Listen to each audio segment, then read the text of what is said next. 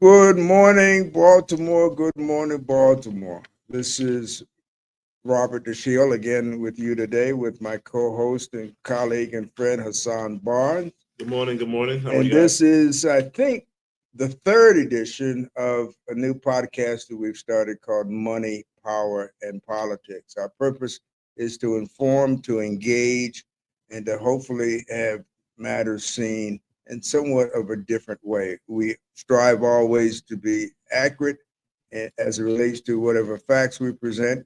We welcome fact checkers, and we will be very plain when what we're stating is a matter of our opinion. We recognize that everyone is entitled to their opinion if you recognize that all opinions are not weighted the same.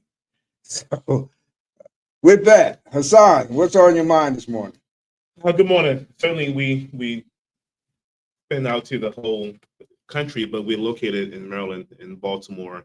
I want to talk about the plan of theirs to have vending machines. So when I was younger, years ago, What kind of vending machines you talking about? it's a vending machine like chips and Norcan and all kind of things. Let me get into it. When I was younger, they had a thing where they had needle exchange, where people who were suffering from heroin addiction, they would give free needles. And the idea was, if we give you the needles, it will reduce the spread of HIV/AIDS.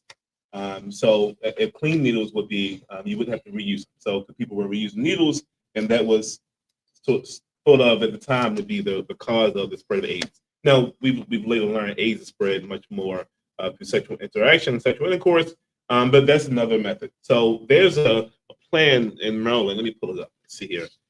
Let's see.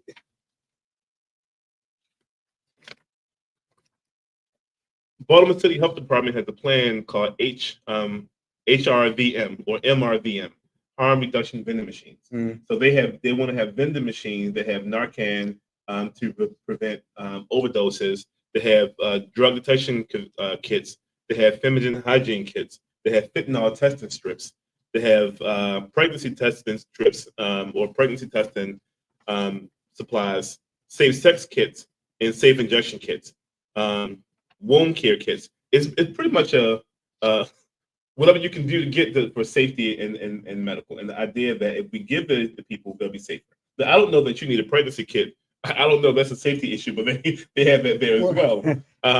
But and it has Narcan, so you OD on methadone or OD on a narcotic, they can give you that as well. I don't know the person who's ODing is the one who's getting those things out of the machine, but they want to have those things available in an urban city where there is many people suffering from substance abuse issues. What does this program indicate? How access to these machines would be made unavailable to people who it would be inappropriate to have? No. I mean, how can a minor walk up to one of these machines as it's described and stick a quarter in and get a jar of Narcan? And I haven't seen where the machines are located. I've seen the release from the Baltimore City Department of Health. And I don't know where they are. I would assume, based on the purpose of it, no, anyone can use it. So if in fact you were having an overdose, that could be a juvenile. Juveniles also use illicit drugs. So I don't see them limiting the use and access to adults. It's likely anyone who can get to it. Now, I'm assuming it'll be in a place where a 9-year-old wouldn't be around to get it, but you can't say for sure. Right. It may be something that's open, and anyone who comes by can get it. Do we know when the city is planning to have this program go live? I'm under the impression it's already live. But again, I went on the city site, I went on the Department of Health site, and I saw the plan. I saw they approved it or the initiative. I haven't seen where the machines have been. So when I see a machine, I'm taking a picture of it so we can bring it back here and talk more about it. I haven't seen the actual machines itself. I'm assuming they're around. I just haven't seen one. One last question. Does this relate at all to some effort to further decriminalize the use of drugs? And will it encourage people to make the wrong choice initially?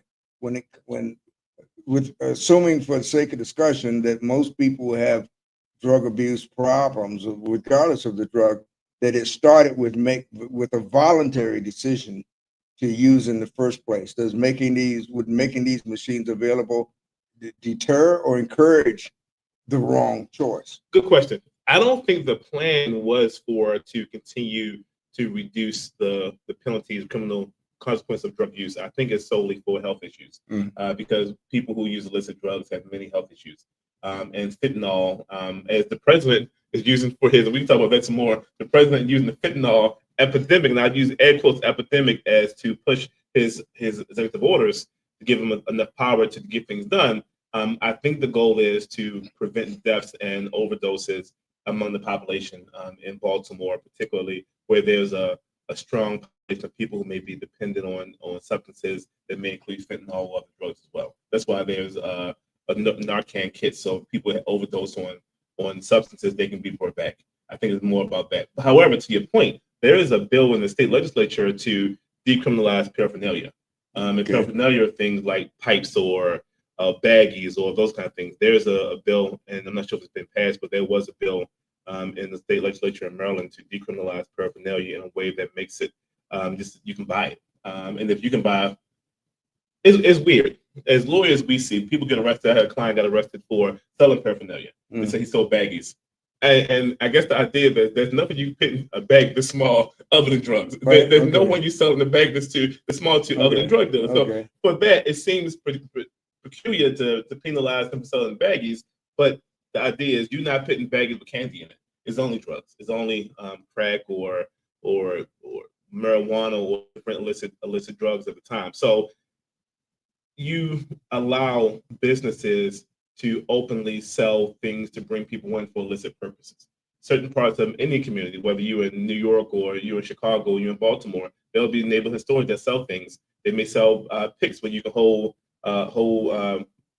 blunts or hold reefer cigarettes. They may sell baggies. They may sell things. They may sell scales that's used for cutting. And initially, they would do it illicitly. They would do it where you wouldn't see it. Now they can openly sell it, which to me brings in the wrong kind of clientele to the area.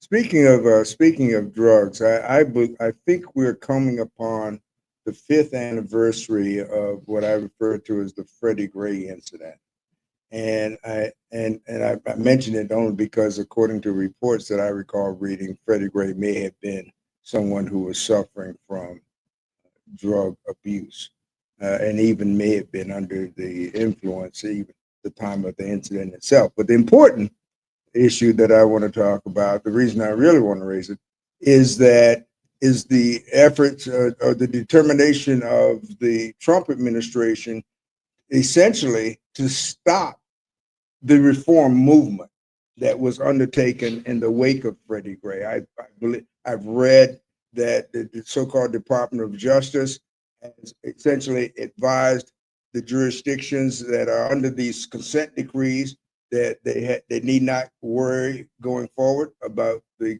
government enforcing the decree. They have, as I understand it, the DOJ has terminated investigations of other jurisdictions that were underway based upon ongoing complaints.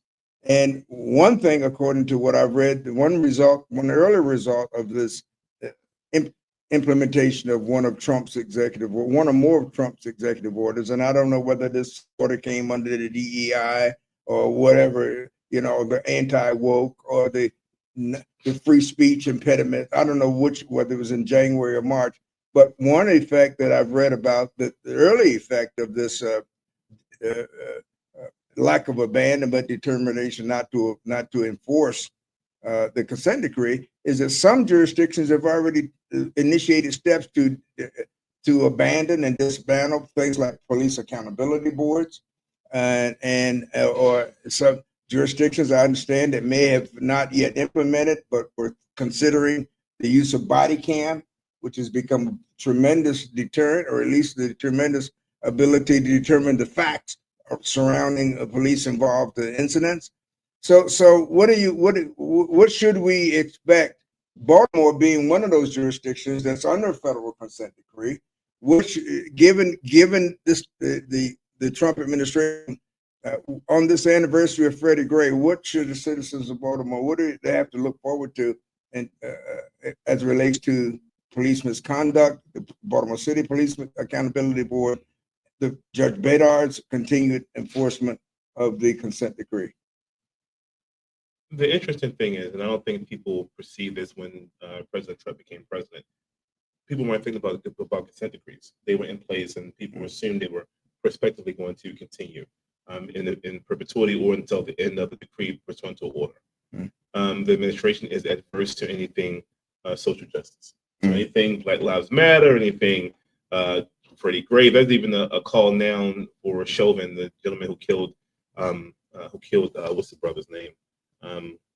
The gentleman who was I can't think of his name. I'm having but Chauvin is the officer. We'll get it. I know Chauvin is. And Chauvin, he kneeled on George Floyd. He kneeled on his back and killing George Floyd on his neck actually. Yeah. And he's been convicted and he's in prison. There's a call for him to be pardoned by President Trump. It's a strong cry for it, even though we saw him in real time kill a man. There's been a pushback, all things liberal, and that includes social justice reform. People who are conservative don't disagree that police misconduct is a problem, but they want to address it on a case-by-case basis, which means placate it or give lip service to it. They don't really want any muscular apparatus involved to keep police accountable. So in places like Baltimore, and I'll say this, Baltimore and other liberal cities may have more support. More conservative places, there is no support. I do think there will be a pushback on police accountability, but I don't think it'll go that far in places like Baltimore because it's a fairly liberal city, and Baltimore City is taking back the police department from the state. So in Maryland there was a situation where the Baltimore City police were kind of quasi under city control, quasi under state control. I believe the city council and the mayor have taken steps, if not already, to pull them back in, but to pull them back into under the city control. It is the police department's under city control. And as a result, I think they will have, because the city council and the mayor are fairly liberal, I still think there will be some checks and balances on police misconduct. Certainly, Baltimore City police have been wearing body cams for years, and I do think it'll be less of an issue in Baltimore than other jurisdictions, but I think it's a problem.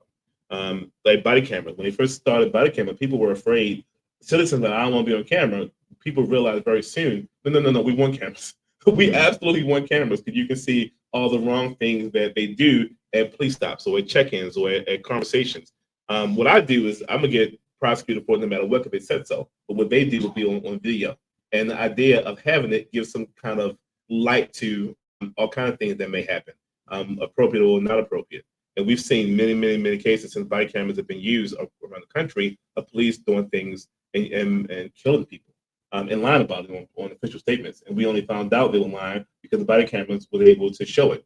It'd be unfortunate around the country if other jurisdictions start to either stop using body cameras or not use them at all. But I do think, and we haven't heard much pushback from people who are on the left who are fighting for reform in criminal justice. We assumed we would hear a bigger cry and outcry. It's been solid. We haven't heard anything, whether because they feel like they have no leeway, no ground, but we haven't seen any marches or any arguments or any debates about, like at one point it was defund the police, which in itself, I mean, they didn't really mean defund the police. That was the slogan they used, but we haven't heard from those folks at all. We've heard nothing from people who pushed back against. In one of these shows, you really are going to have. We're going to get down into the weeds about this use of liberal and conservative, because you throw it around as though there's a common understanding of what it means, and I'm not sure there really is. But we're not. I don't want to deal with it right this minute. But there's no doubt in my mind, at least it's my fervent opinion, humble opinion, if you will, that this administration, this Trump administration, has declared war against Black folk. They've already